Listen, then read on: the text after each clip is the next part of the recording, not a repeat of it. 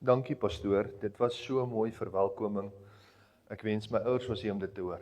Ek dink my pa sou baie daarvan gehou het en ek dink amper my ma sou jou geglo het. Nietemin, dankie. Dames en here, is my absolute voorreg om hier te wees. En pastoor, ek gaan vra jy moet maar net weer lag vir my grappies hoor, want uit die aard van die saak het jy al reeds gehoor wat ek te sê het. Maar dit is my voorreg om hier te wees vir twee spesifieke redes. Die eerste rede is lekker om vir die volgende halfuur na jou eie stem te luister. Is die waarheid? Nee, ek speel. Ek is hier om die waarheid met jou te deel. God het gesê in sy woord, dit is die waarheid wat jou vry maak. As jy vanmôre gekom het en jy het 'n mooi foto van my gesien, en jy dink hierdie ou gaan iets in my lewe doen, ek gaan hierdie ou se stem hoor, of ek gaan hoor wat hy te sê het, en ek gaan huis toe gaan en my finansiële lewe gaan uitgesorteer wees, het ek vir jou slegte nuus. Ek, wat Wilco is, kan niks vir jou doen nie. Ek is net 'n spreekbuis vir die Here. Die Here het my 'n mandaat gegee, en my mandaat is om die waarheid te praat oor geld. My funksie vanmôre is hier om jou in die rigting van Jesus Christus te wys. Nou, vir my om te doen, wat ek gekom het om te doen, het ek jou toestemming nodig. Dit help nie ons draai doekies om nie, dit help nie ons praat mooi nie, ek het nodig om die volle waarheid met jou te deel. Ongeag of jy daarvan gaan hou of nie. Ek is nie hier vir populariteit nie, ek is nie hier dat ek moet vriende maak, en as ek hier uitstap moet julle my like nie. Uit die aard van die saak sal dit nice wees as julle my stiek vir 'n koffie na die tyd, maar dit daar gelaat. So ek het nodig om die volle waarheid met jou te deel, en daarvoor het ek jou toestemming nodig. Kan ek vandag, sonder om ons gevoelens in ag te neem, die volle waarheid met jou deel? Sê ja. Amen.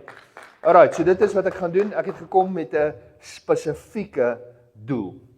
Nou, dis die tweede keer wat pastoor my uitnooi, dit is die waarheid. Nou, dit sê iets, nee, as jy jou vir 'n tweede keer uitnooi. Dit sê nie alles nie, dit sê iets. Mag dalk beteken, laas het ek goed gedoen, en hy het gedink, goeie genade, laat ons hierdie broer kry om weer met ons te kom praat. Dit is dalk die een moontlikheid. Maar die ander moontlikheid is, dalk het ek laas so sleg gedoen, hy het by homself gedink, goeie genade, dalk het hierdie broer COVID gehad, kom ons gee hom net nog een kans. Maar hoe ek hulle dit sê, is ek beter af om nie te weet nie. Dit is my lekker om nie te wees. Ek wil ook graag open met gebed, as julle nie gaan omgee nie.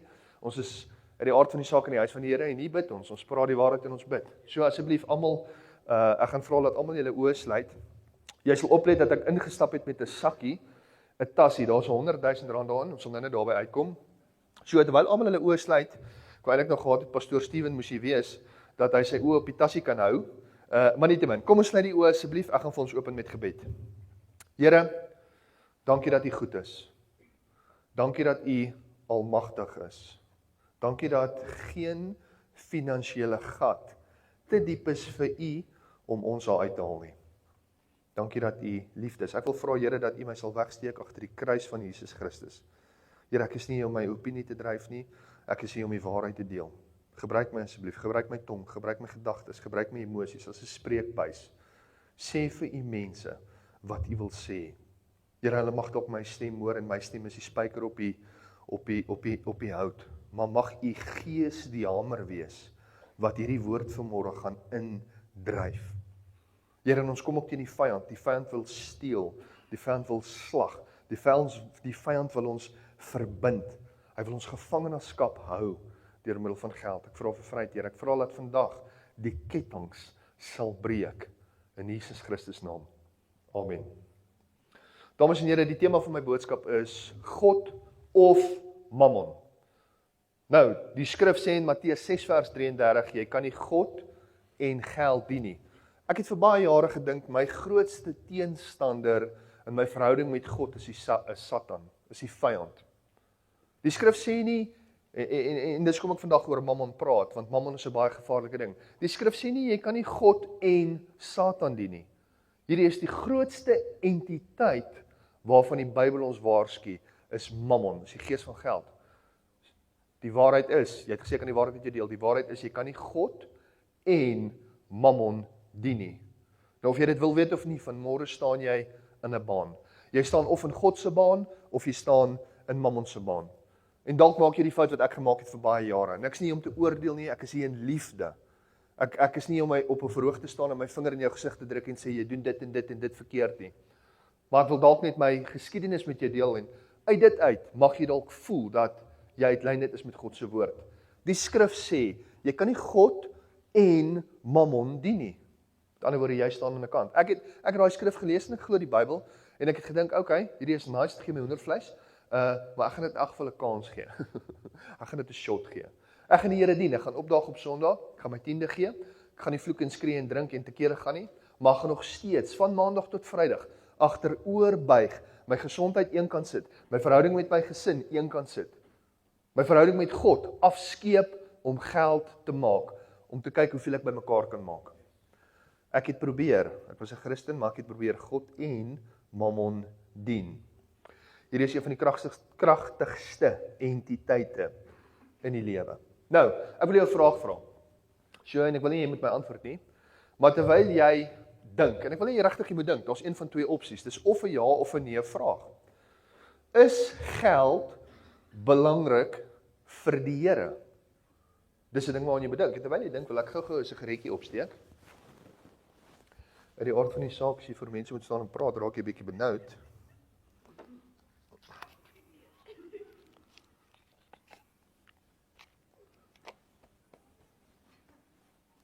Hou vas.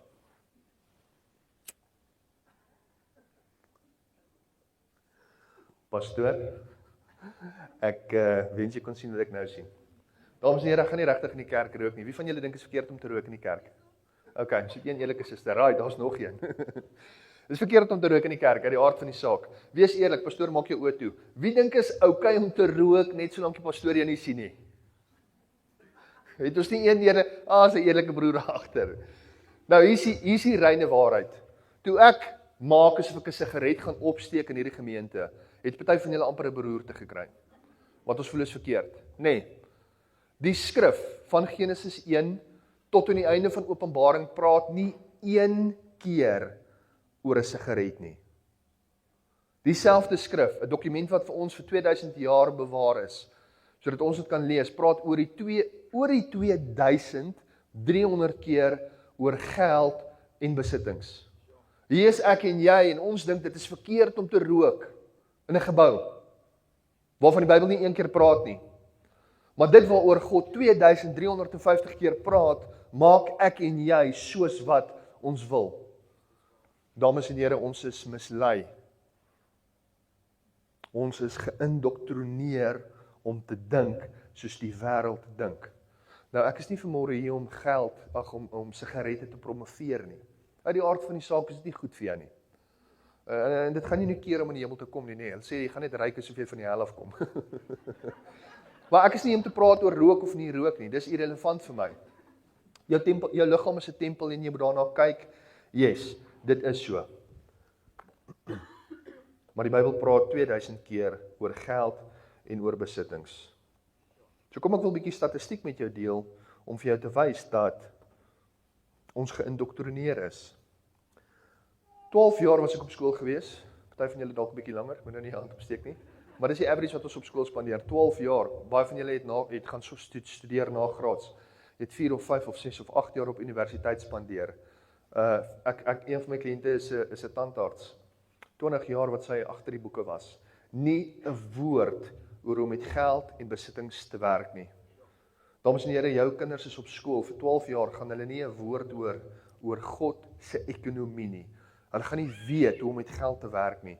Die hele samelewing is gerig om meer te maak. Van kleintyd af word ons gesê, maak meer, maak meer, maak meer. En dan het jy nou jou graad en jy kry jou werk en jy het nou daai tipe van sekuriteit. Maar wat doen jy met die geld wat jy gekry het? Jy volg die status quo. Wat doen die status quo? Hulle koop karre op skuld, koop huise op skuld, kry kredietkaarte, oortrokke fasiliteite. Want dis mos wat die Bybel sê, nee, wees niemand iets verskuldig nie behalwe 'n oortrokke fasiliteit. Nee, dis wat die skrif sê nie. Die skrif sê wees niemand iets verskuldig nie behalwe om mekaar lief te hê. Maar wonder ek, as ek kyk na die statistiek, wat sê dat 77% van die werkersklas geen geld oor het aan die einde van die maand nie. Is nou nie jy nie, is jy ou voor jou of agter jou. 77%, dames en here, dis 80%, dis die oorgrote meerderheid van mense wat inkomste genereer. Ons praat nie van die werklooses nie, ons praat van die ouens wat geld het. 80% van hulle leef van hand tot mond. Hy gee 75% van sy hardverdiende inkomste oor aan skuld. Dis nie my, hier is nie geduimsuig nie, hier is statistiek. 75% op die stadium van elke rand wat in Suid-Afrika gegenereer word, word oorbetaal aan skuld. Beteken God gee vir jou lewensenergie om te werk. Jy spandeer 100% van jou werksenergie om te werk, maar jy vat slegs R25 huis toe. Pastoor, ons kerke trek swaar. God het 'n wet ingestel, 'n reël. Jy kan dit noem wat jy wil, om 10% van jou inkomste weg te gee. As ek R100 verdien, maar ek vat slegs R25 huis toe, is dit vir my fisies onmoontlik om 10%, wat dan die helfte van my take-home pay is, vir die kerk te gee. Daar's 'n ander statistiek wat sê, Christene en nie-Christene op die stadium van die geveg is net so vasgevang in skuld, soos die wêreld. Jesus het gesê, ons is in hierdie wêreld, maar ons is nie van hierdie wêreld nie. Maar tog is ons net so vasgevang, soos die wêreld. Ons huwelike lyk soos die wêreld. Dis nou nie hierdie gemeente nie, nee, is die ouens al buite. Ons praat soos hulle, ons leef soos hulle, ons spandeer ons geld soos hulle. Ons is net so vasgevang in skuld, soos hulle. Ons laat toe dat dit wat die wêreld entertain, ons entertain. Ons is in hierdie wêreld, maar ons is nie van hierdie wêreld nie. Ons is geïndoktrineer, pastoor, om te dink en te leef soos die wêreld. En ek het vergery om vir julle te sê, ons moet dit verander. Ons moet nie so wees nie, ons moet verander. Nou wonder ek by myself, vir die persoon wat sukkel om kos op die tafel te sit, hy het 'n voltydse werk, en dalk is jy een van julle wat mag saamstem, ek vra nie dat jy jou hand opsteek nie, maar jy werk hard, maar daar's te veel maand oor aan die einde van jou salaris. Jy lewe goed vir 3 weke, en dan vir die laaste week krepeer jy hoop en bid, dat einde van die maand jou salaris deurkom, want as hy nie deurkom nie, is jy onderdeur.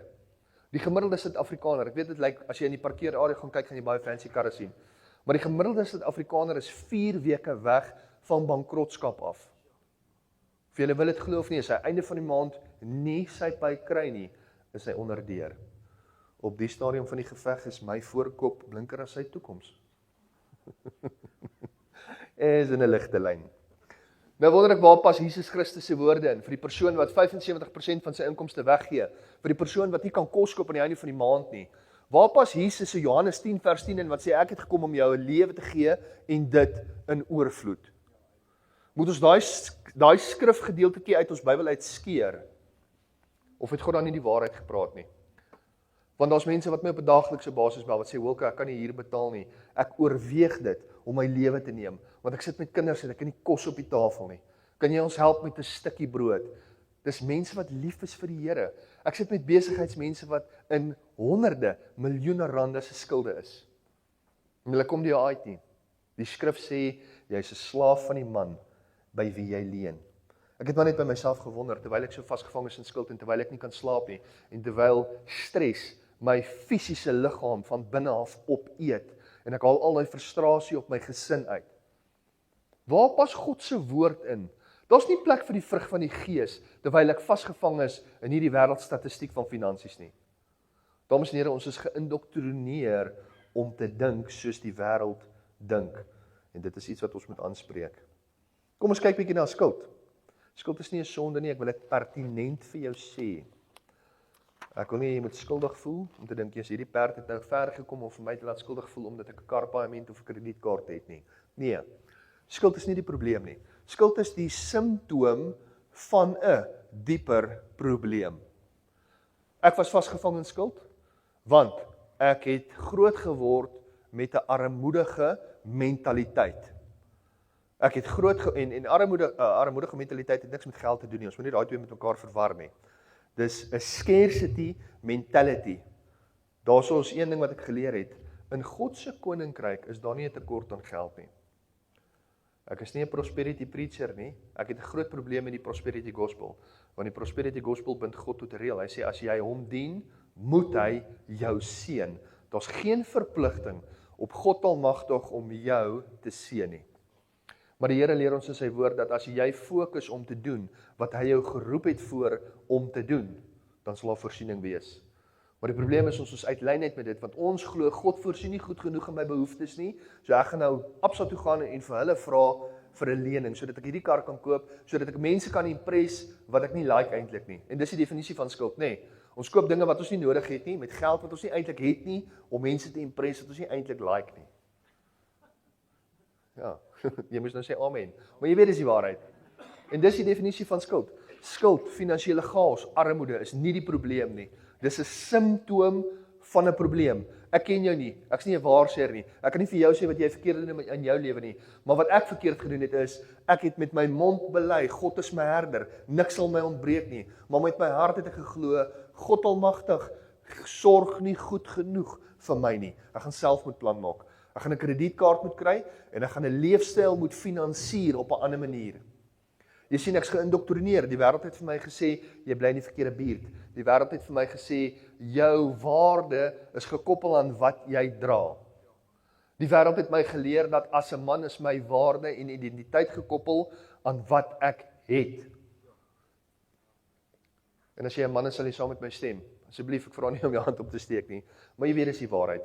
Daar's 80, hier is nou duimseg nie, maar ek voel die oorgrote meerderheid van mans is vasgevang in die ding waar ons waarde gekoppel is aan wat jy doen. Vra enige man, wie's jy? Hy gaan vir jou sê ek's 'n dokter, ek's 'n plumber, ek's 'n electrician. Nee, ek het nie gevra wat doen jy vir geld nie. Ek het gevra wie is jy? Dis wat ons doen. Ons definieer onsself. Ons koppel ons identiteit aan wat ons doen vir geld. Dis fout nommer 1. Okay, is nou nie jy nie, dit was ek gewees. Ek het my identiteit gevind in voertuie, dat ek in die regte buurt bly en die regte klere dra. Want ek het gevoel, ek gaan slegs waardig wees, as ek dit het. En die ballgame het 'n bietjie verander, nee, vandag is dit nou op social media. Jy gaan slegs 'n impak in God se ekonomie hê, as jy genoeg followers het. Jy is slegs waardig, meisie, as jy genoeg likes kry op jou Instagram. So, die volgende probleem wat ek gemaak het is, nie net het ek my waarde gekoppel aan wat ek doen vir 'n inkomste nie, ek het my identiteit gekoppel aan hoeveel ek genereer. As ek baie geld genereer, dan voel ek goed, voel ek great, dan loop ek breë bors rond. En as die cashflow onder druk is, dan sukkel ek. Dan wil jy nie in 'n 5 meter radius om my beweeg nie. Ek het my identiteit gekoppel aan wat in my bankrekening aangaan. En baie van ons maak die fout deur God se goedheid te koppel in wat in jou bankrekening aangaan. Pastore kry op 'n baie gereelde basis oproepe, sê mense vir my, Wilco, hoekom haat God my? Hoekom het God sy rug op my gedraai? En die enigste probleem is, hulle kan nie meer hulle leefstyl finansier nie. God se liefde vir jou het niks te doen met jou leefstyl wat jy kies nie. Die Here is goed vir ons, ongeag. Die Here is nie bekommerd oor waar jy bly, of jy kos het, of jou toekoms nie. Jy is bekommerd daaroor, hy is nie bekommerd daaroor nie. Waar hy bekommerd is jou hart en jou siel. Wat gaan met jou gebeur hierna? En ek weet nie of baie van julle is wat notas maak nie, maar as jy 'n nota maak hierdie nota. Do not trust your memory. Is in 'n ligte lyn.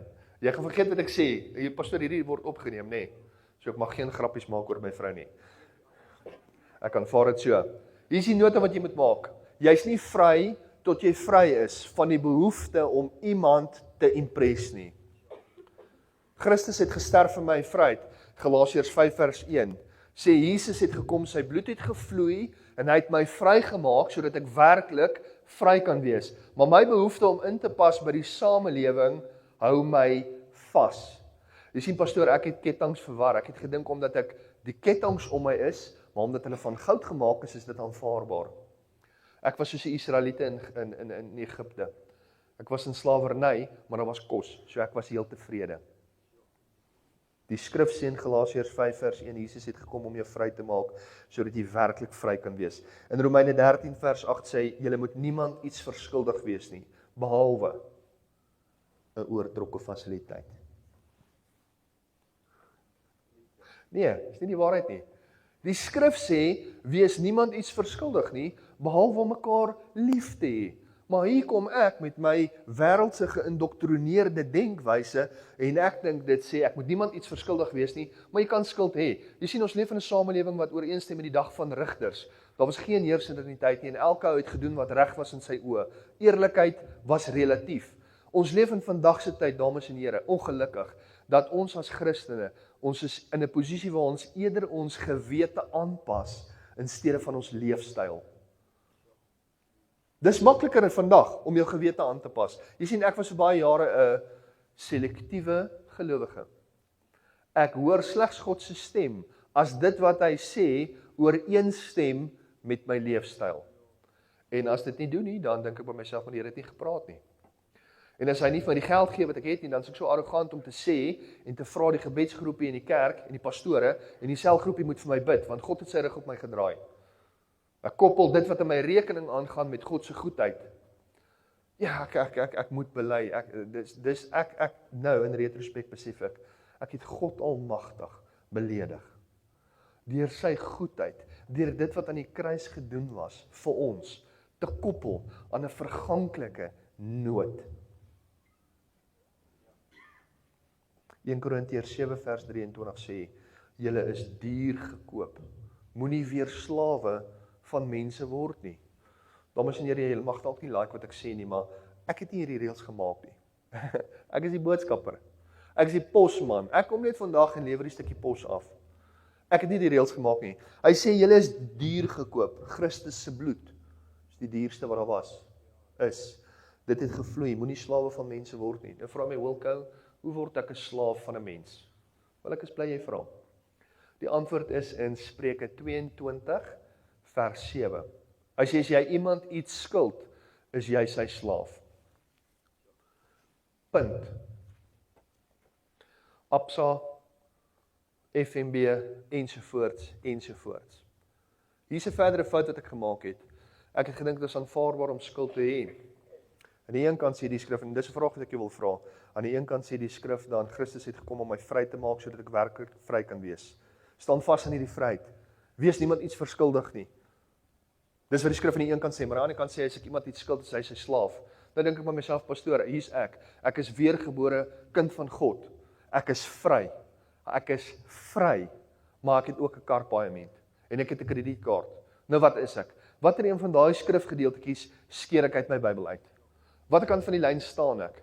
Nou kies ek, jy sien, nou slyp die gees van geld in mammon om my gewete te begin aanpas. En ek het die fout gemaak en ek het besef, ek het kettinge om my. En dalk sit jy vanmôre hier en jy het kettinge om jou. Jy sal weet as jy kettinge om jou het.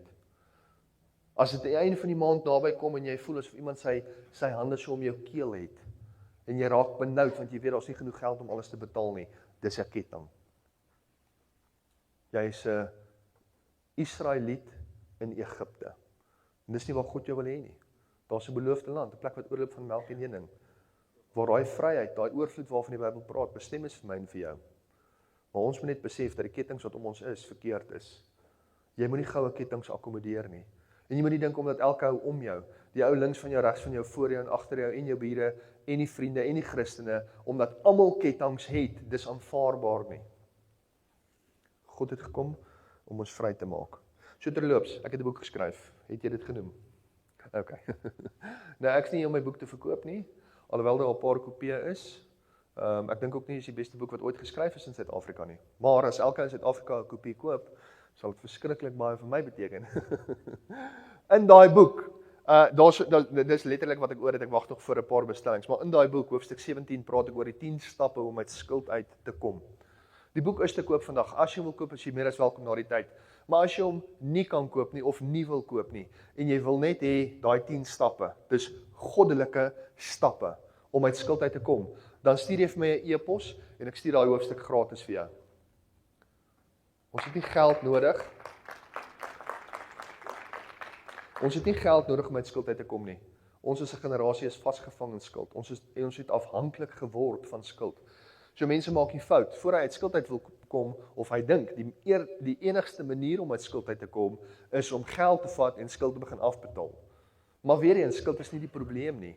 Dit help nie, jy plak 'n pleister op 'n septiese wond nie. Jy moet die probleem uitsorteer. Die probleem is, jou vertroue is in geld, nie in God nie. Die probleem is, jy maak staat op jou salaris, jy verwar die bron met die stroom. Dis wat ek gedoen het. Ek het gedink dat my inkomste, my besigheid, my salaris is my bron van inkomste. En ek het 'n fout gemaak. Ek het besef dit is nie. Dis slegs 'n stroom vanaf die bron. Nou, hier is die ding met strome en bronne. Strome gaan opdroog, soms. Strome gaan oorspoel. 'n Stroom wat opdroog noem ons resessie. En broer en susters, solank as wat jou hoop, jou vertroue in die stroom is, het jy 'n probleem. Want strome gaan opdroog. So ek moes geleer het om my identiteit uit geld uithaal en my identiteit te vind in Christus, in Jesus. Jy gaan nie Bybel toe vir informasie nie, jy gaan Bybel toe vir identifikasie. Die Bybel sê vir jou wie jy is in Christus. En sodra jy daai snap, sodra jy dit deel maak van jou lewe, hoef jy nie meer bekommerd te wees oor geld nie, want jy het 'n Vader in die hemel wat oor jou sorg. Kyk na die voeltjies van die hemel. Hulle saai nie, hulle maai nie, hulle maak nie skure by mekaar nie. Hulle staan nie 8 uur op in die oggend en gaan na 'n plek toe en werk en probeer deurkom met die bietjie wat hy het nie. Daarmee sê ek nie, ek wil dit pertinent sê, want ek weet daar mag dalk nou iemand wees wat my hoor en dink, okay, great, nou gaan ek bedank. Werk is goddelik, werk is belangrik, maar werk is nie net vir die uitsluitlike doel om geld te maak nie.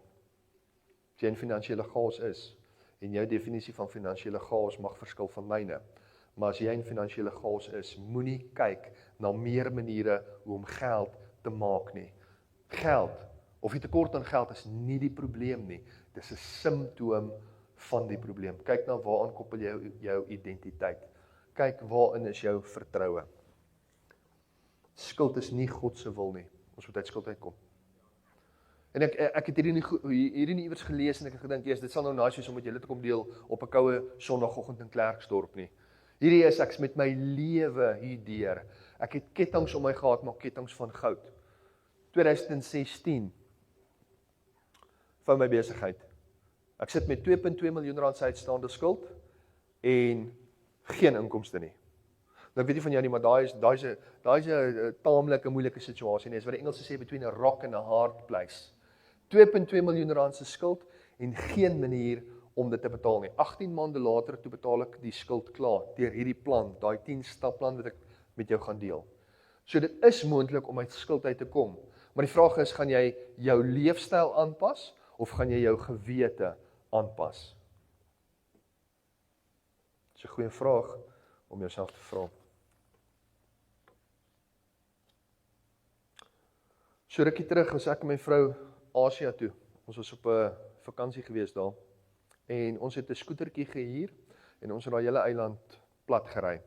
En ons kom toe eendag by 'n plek, 'n tempel.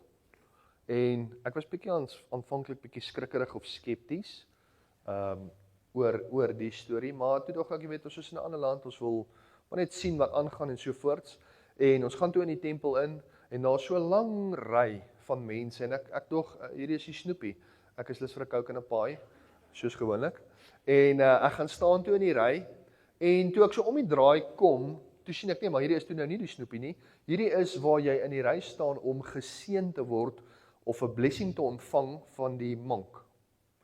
Hy sit op 'n verhoogie, omtrent so hoog, sit hy so in 'n meditasie-styl en dan as jy omtrent van hier af tot pastoor Steven van hom af is, dan gaan jou hande 4 voet op hom, op jou knieë en dan sluip jy nader in aanbidding, asof jy in aanbidding is en dan as jy voorkom, dan gooi jy, dit het geryk soos Sprite, maar dit was dalk ietsie anders, heilige water of wat ook al. Dan gooi jy ietsie oor jou om jou nou te seën en jou te bless. En toe ek dit sien, toe sê ek vir my vrou, nee, hier moet ek wegkom. Hierdie, ek kry so grilling, so rilligheid. Hierdie is duiwelse goed. Ons moet hier wegkom. Ek kom by die hotel en ek lees. En as jy jou Bybel het, wil ek vra, maak hom oop. By. Hou vas. Ek ken die Bybel, maar ek ken hom nie so goed nie. Ek gaan nou heeldag soek na daai skrif, ek het hom nie neergeskryf nie, ek vra om verskoning, ek dink dit is 1 Korintiërs. Ergens in Korintiërs sê die skrif dat as jy enige van hierdie sondes akkommodeer, is dit gierigheid, of gierigheid is dan afgodery. En ek skrik by myself, ek dink, ek was onder die indruk dat afgodery is iets waar jy voor iets of iemand in aanbidding buig. Maar die skrif sê, en pastoor Stiewe gaan hom nou vir ons kry, in Korintiërs, dat as jy 'n gierigheid het vir iets, nou gierigheid is 'n intense, selfsugtige begeerte na meer en meer. En die skrif sê, gierigheid is afgoderry. En ek besef, ek is net so skuldig, soos hierdie ouens wat onwetend besig is, of wetend besig is met afgoderry. Die feit dat ek gierigheid in my lewe en in my hart akkommodeer. Pastoor, hoeveel tyd het ons oor? Efesiërs 5 vers 5, baie dankie. As die pastoor sy skoene uittrek, dan weet ek my tyd is verby. Rentmeesterskap is 'n belangrike beginsel. Weereens, geld is nie die probleem nie, dis 'n simptoom van die probleem. En een van my probleme is die feit dat ek rentmeesterskap verwar het. Ek het gedog, ek is die eienaar van die geld. Maar hier is die waarheid. Nêrens in die woord het God eienaarskap van enigiets oorgedra van hom na ons toe nie. Nêrens nie. As jy jou Bybel oopmaak by Genesis 1 vers 28, dan sal jy die volgende skrifgie sien. En Genesis 1 vers 28 is heel voor in jou Bybel. As hy agter in jou Bybel is jou Bybel onderste bo. In die aard van die saak. Genesis 1 vers 28 sê, en ek lees vir jou, en God het hulle geseën en God het vir hulle gesê, wees vrugbaar en vermeerder, en vul die aarde, onderwerp dit en heers oor die visse van die see en die voëls van die hemel, en oor al die diere wat daarop kruip. God het die mens geroep, hy het gesê, hierso is jou mandaat, hier is jou lewensroeping, hierdie is wat jy moet doen. Nou dit raak exciting, kom ek sê vir jou, wees vrugbaar en vermeerder. Die broers moet nou sê amen. Ons gaan nou nie in detail ingaan nie. My vrou weet ek is die skrif gehoorsaam, ons het nou al 3 kinders. En ek sien pastoor Steven, jy het ook 'n paar kinders. So ons verstaan hierdie oefening. Wees vrugbaar en vermeerder. Mans, ek wil jou 'n tip gee. Ekskuus, hier is nie heeltemal van die punt af. Maar as jou vrou die aand by die huis kom en sy het 'n hoofpyn, sê vir haar, maar die Here sê, Genesis 1 vers 28. Ons wil nie die Here ongehoorsaam wees nie. Amen, is 'n grappie, is in 'n ligte lyn. Ek en my vrou het al soveel kinders, ons gee mekaar nie eens met drukkies nie. Ons high five mekaar net in die gang en nie verbygaan. Okay, maar anyways, ek het nou nie gekom met jou te praat oor die eerste opdrag nie. Die tweede opdrag is onderwerp dit. Dis wat God gesê het. Nou, die Bybel, dalk weet jy dit nie. Ek weet nie of hierdie inligting al by Klerksdorp uitgekom het nie, maar die Bybel is nie in Afrikaans geskryf nie. Nee, die Ou Testament is in Hebreëus geskryf en die woord onderwerp kom uit die Hebreëse woord kabash. Dis nou nie 'n woord wat ons elke dag rondgooi nie, nee. Maar kabash, as jy dit direk vertaal of translitereer, die beste vertaling wat ons kan kry in Engels is to subdue, om te onderwerp. Baie belangrike beginsel. Onderwerp of subdue of kabash het niks te doen met eienaarskap nie. God het vir jou gesê, wees vrugbaar en onderwerp. Dis 2 goed. Die derde opdrag is, heers. Die woord heers kom uit die Griekse woord, die Hebreëse woord, rada uit. Rada het niks te doen met eienaarskap nie. Die Engelse is to rule or to have dominion. Nou kom sê ek hierdie vir jou, wat het dit te doen met my geldsake en wat het dit te doen met mammon?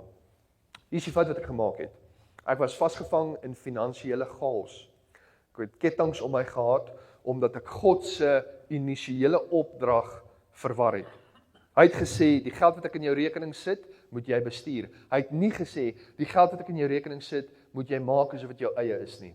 Nou ek verstaan, in vandag se ekonomie en stelsel is jou naam op die akte van jou eiendom en jou naam is op die SIPRO dokument by CIPC geregistreer, maar dames en here, God bly die eienaar. Maak nie saak in wie se hande die geld of die besitting is nie.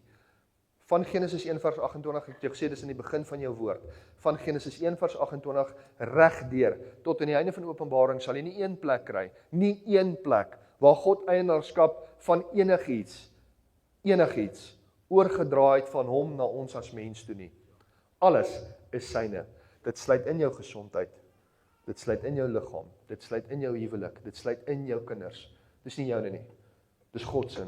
Hy het dit net in jou besit gesit, sodat jy dit reg kan bestuur. En hier is die probleem, as jou finansiële emmer leeg is die probleem nie met die hoeveelheid water wat in die emmer ingaan nie, dis God se verantwoordelikheid.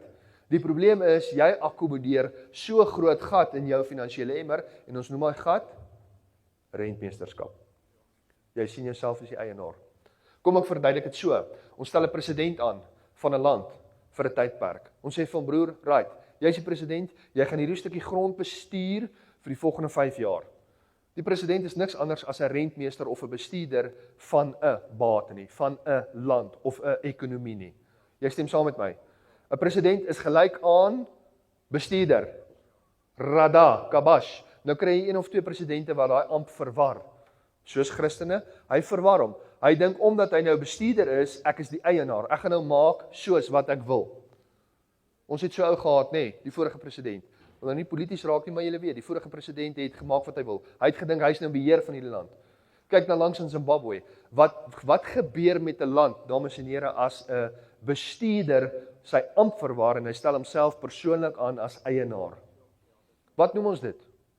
Diktatorskap, nê? Gaan kyk na elke diktatorskap in die geskiedenis van die menswees. Daar's nie een ekonomie wat 'n diktatorskap oorleef het nie. Punt wat ek wil maak is jou finansies vanoggend lyk soos Zimbabwe se ekonomie. Dan is jou probleem rentmeesterskap. Jy verwar eienaarskap. God is die eienaar, nie jy nie. Jy is slegs 'n bestuurder. En as jy immer leeg is, moet jy jouself eerlik afvra, ek is dalk 'n slegte bestuurder. Dis dalk die probleem. Kom ek lees vir jou skrifte wat daarmee gepaard gaan. Haggai 2 vers 8. Aan my behoort die silwer en aan my die goud, spreek die Here van die leerskare. Levitikus 25:23, God besit en beheer alles. Hy sê, die land behoort aan my, julle is slegs vreemdelinge en bywoners. Psalm 50 vers 9 sê, al die wilde diere van die bos is myne, die vee op die berge by duisende. Ek ken al die voëls van die berge wat loer op die veld, is van my. As ek honger het, sal ek jou dit nie sê nie, want die wêreld is myne en sy volheid. As jy in 'n finansiële verknorsing of knyp is, vra jouself af. Ons het nou gepraat oor vertroue. Ons het gepraat oor identiteit. Ons het nou gepraat oor 'n paar goddelike beginsels. Maar Mammon gaan jou verwar. Mammon se goal is nie om jou te sink deur jou rekening leeg te kry nie. Mammon se manier hoe ek en jy ons gaan sink finansiëel is om ons amp te verwar. Ons moet dit in lyn kry met God se woord. En dan gaan ek die laaste beginsel met jou deel. Ek dink my tyd is amper verby, nê? Ek is nie seker nie, maar hoe ook al dit sy. Ek wil praat oor vergenoegdheid. Laat ek so toe gaan. Die skrif sê, en ek het altyd die fout gemaak, ek is 'n groot voorstander van eiendom, waar ek ietsie koop en ek maak dit mooi en ek verkoop dit, of koop om uit te verhuur, ensovoorts, ensovoorts. Ek het altyd gedink, as jy eiendom koop vir R1 miljoen, jy maak hom bietjie mooi en jy verkoop hom vir R2 miljoen, dan is dit 'n groot wins, nê? Of enigiets. Die skrif sê, en ek gaan hom vir jou lees. Hy sê, godsaligheid met vergenoegdheid is 'n groot wins. Dis 'n mindset shift. Die wêreld sê, as jy baie het, is jy goed. God sê, as jy gehoorsaam is aan my, dan is jy suksesvol. Die wêreld sê, as jy iets koop vir R1 miljoen en jy verkoop dit vir 2, dis 'n groot wins. God sê, nee, as jy godsaligheid, dis in 'n right standing verhouding met hom, met vergenoegdheid, en vergenoegdheid is om tevrede te wees met dit wat jy het. Dit is 'n groot wins. Die wêreld sê, as jy meer wil hê, moet jy eiendom koop. Jy moet in cryptocurrency belê, jy moet een of twee bitcoins hê, belê in eiendom, kry vir jou ekstra werk, sit ekstra ure in. Die wêreld sê, as jy meer wil hê, moet jy vashou, moet jy arbei. God sê nee, as jy meer wil hê, moet jy gee. Dis 'n groot verskil. So ek wil jou uitdaag, as jy vanmôre hier sit, en jou finansiële emmer is leeg, jy het niks in jou bankrekening oor nie, en jy is bekommerd en jy is benoud, en jy weet nie hoe jy gaan deurkom nie. Die wêreld het jou geïndoktrineer deur te dink jy het meer nodig. Jy het nie meer nodig nie. Jy het nodig om die bietjie wat jy het weg te gee. En dit is hoe God seën. Dit is waar vermenigvuldiging lê in saai. Ek het nie die reëls gemaak nie. Ek deel nie die reëls met jou. Selfs soos die vroutjie wat honger was, sy het 'n laaste bietjie kos gehad en die profeet het by haar gekom. Sy het bietjie olie gehad en bietjie hout en 'n bietjie meel. Toe sê sy, okay, maar ek gaan nou vir ons kos maak en dan gaan ons eet en dan gaan ons sterf. Ek hoop nie een van julle is daar nie. Maar dis 'n rowwe plek om te wees. As jy nog een maaltyd oor het en jy het geen meer hoop nie, dat jy, as jy dit geëet het, dan gaan jy maar doodgaan. Weet jy wat sê die profeet vir haar? Hy het nie van gesê, ek is nou jammer, ons moet nou planne maak, ons moet kyk of ons weer Bitcoin in die hande kan kry vir werk iewers nie. Hy het van gesê, nee, ek gaan eers eet. Want die profeet het God se ekonomie verstaan. Hy het geweet dat oorvloed lê nie in vashou nie, oorvloed lê in gee. As jy nie weet hoe jy uit jou finansiële gaas gaan uitkom nie, hier is die antwoord. Gee jouself daaruit. Vertrou die Here. Dis die enigste plek in die hele skrif waar God almagtig, God van die hemel en die aarde, dis 'n God wat met sy asem sterre blaas. Hy sê vir jou, hy gee vir jou die toestemming, hy sê toets my hierin, of ek nie die sluise van die hemel vir jou sal oopmaak nie. Dis die enigste plek in die hele woord waar God jou die toestemming gee om hom te toets. Is met geld. As jy niks in jou rekening het nie, as jy op jou laaste is, as jy 'n bietjie hout en 'n bietjie meel en 'n bietjie olie oor het, gee dit vir die profeet.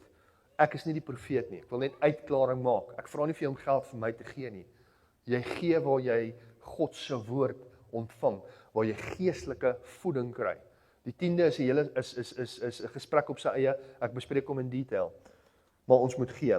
Terug by vergenoegdheid en die R100,000 wat in hierdie sakkie is. Jy sê vir my, Wilco, ek het 'n probleem.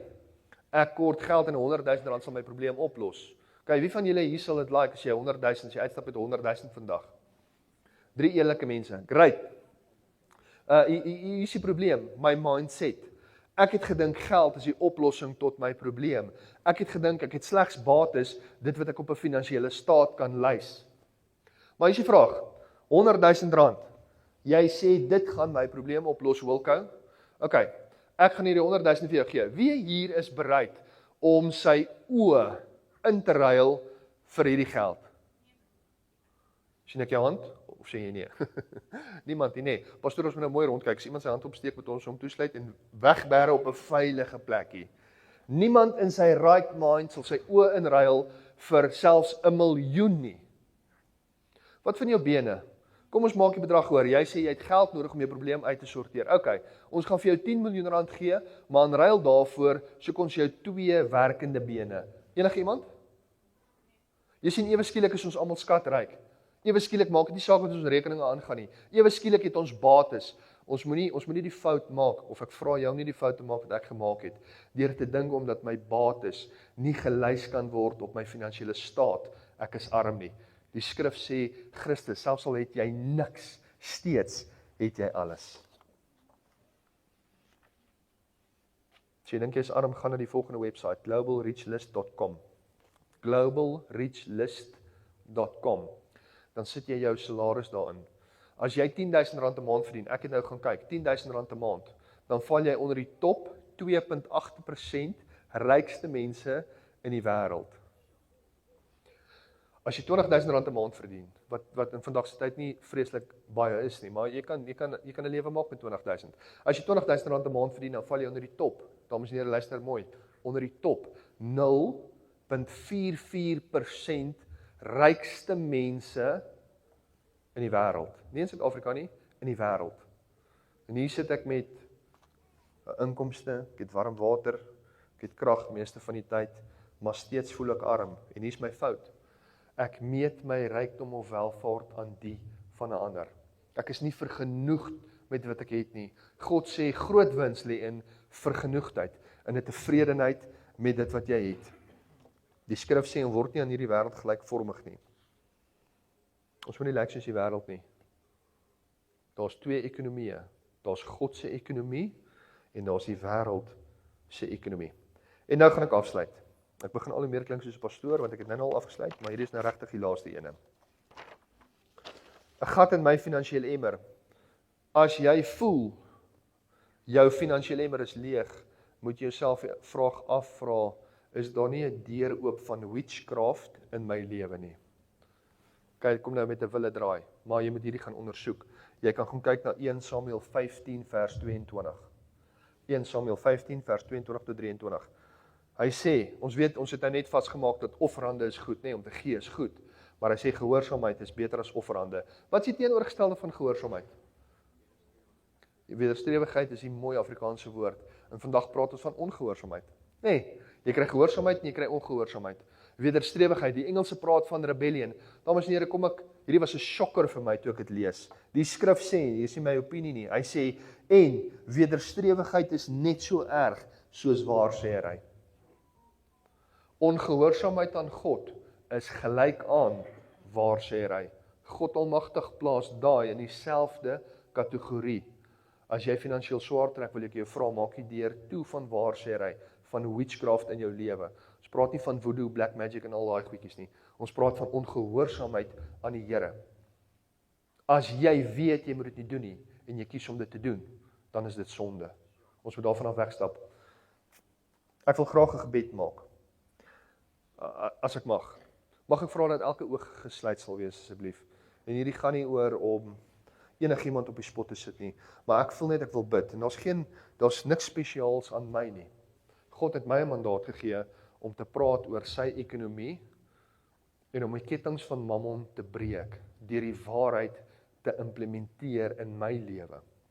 So kom sluit die oë, as daar enigiemand is wat sukkel finansiëel, wat 'n deurbraak van God af nodig het, dan wil ek vra jy moet jou hand opsteek. As jou besigheid se ekonomie, jou besigheid se omset, jou kontantvloei is so onder druk, jy weet nie wat se kant voor nie. Jy sukkel om te slaap in die aande. Jy is so benoud, jy voel God het sy rug op jou gedraai. Dan wil ek vir jou bid. Dankie julle, ek kan die hande sak. Ek sien soms wie ek bid. Dis die een uitnodiging en dan die ander uitnodiging is as daar enigiemand is met 'n siekte. As jou kind siek is. As jy self genesing in jou liggaam nodig het. Dan gaan ons nou die Here vra om jou aan te raak. As daar enigiemand is, steek net jou hand op en laat sak jou hand, dan kan ek sien. Dankie Here. Kom ons sluit die oë. Here, U is goed. U is almagtig. Daar's geen mens is spesiaal nie. Ek kan niks vir hierdie mense doen nie, Here. Ek kan nie die waarheid deel. My gebed is dat hierdie waarheid wat uitgegaan het, mag dit op goeie grond val, Here. Mag dit 30, 60 en 100voudige vrug oplewer. Here, mag ons lewe so inrig dat ons bereid sal wees om afstand te doen van ons leefstyl, as dit beteken ons moet gehoorsaam wees aan U. Want ons weet, binne U is alles. Binne U kort ons niks. Here, ek spreek lewe oor elke persoon wat nou sy hand opgesteek het wat deur 'n finansiële moeilike tyd gaan. Het sy dit persoonlik of in sy besigheid is. Here, maak 'n deur oop, 'n bonatuurlike finansiële deur. Heilige Gees, praat met die mens wat dit nodig het, Here, en wys vir hom wat hy in sy lewe moet verander, wat hy moet van afstand doen, wat hy moet bely, waar hy lynheid is met U woord, dat ons in lyn kan kom met U woord. En Here, ons is nie hier om geld uit U uit te vra nie. Here, ons is om te vra dat U ons sal genees. Laat die finansies nie meer 'n probleem is nie. Vat dit uit ons pad uit, Here, sodat ons kan fokus op U en U wil vir ons en ons roeping op hierdie aarde. Sodat ons die evangelie kan leef. Here, skuld maak ons dood. U weet, Here, ons sukkel. Ons leef van hand tot mond. Maak ons vry, Here. Ons bid dit in Jesus Christus naam. Here, ek wil ook bid vir elke kind wat siek is. Here, elke persoon wat pyn in sy liggaam het. Bonatuurlik raak hy mens aan. Here, en mag daai 'n getuienis wees. Ons vra dit vir 'n getuienis in ander mense se lewens. Dankie dat U almagtig is. Here, as daar enigiemand voel dat God hom, dat U rug op hom gedraai het of haar gedraai het, wil ek vra dat U daai leuen sal wegvat. Here, dis 'n leuen van die vyand af. Die waarheid is, U is goed. Die waarheid is, U kan vir ons sorg. Die waarheid is, U wil vir ons sorg. Dankie dat U almagtig is. Here, wees saam met U mense. Ons bid dit in Jesus Christus naam. Amen.